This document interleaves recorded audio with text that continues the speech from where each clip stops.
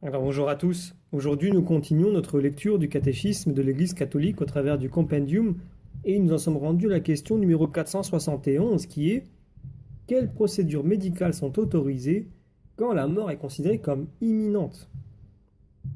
Alors une première réponse brève. Les soins habituellement dus à une personne malade ne peuvent être légitimement interrompus. Par contre, sont légitimes le recours à des analgésiques n'ayant pas comme finalité la mort, ainsi que le renoncement à l'acharnement thérapeutique, c'est-à-dire l'usage de procédés médicaux disproportionnés et sans espoir raisonnable d'une issue favorable. Alors, pour aider ces propos, prenons les paragraphes de 1278 et de 1279. Ils nous disent ceci. La cessation de procédures médicales onéreuses, périlleuses, extraordinaires ou disproportionnées, avec les résultats attendus, peut être légitime. C'est le refus de l'acharnement thérapeutique.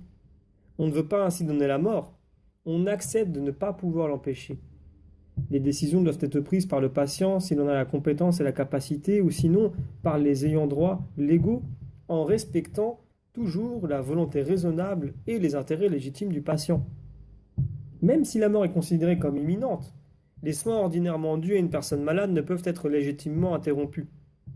L'usage des analgésiques pour alléger les souffrances du moribond, même au risque d'abrécher ses jours, peut être moralement conforme à la dignité humaine si la mort n'est pas voulue, ni comme fin ni comme moyen, mais seulement prévue et tolérée comme inévitable.